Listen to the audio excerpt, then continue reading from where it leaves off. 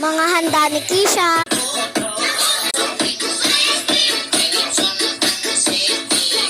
Target ko yung cake, guys, today. Gusto ko yung cake. Hindi mo kay ate, lalo tayo sa manggahan.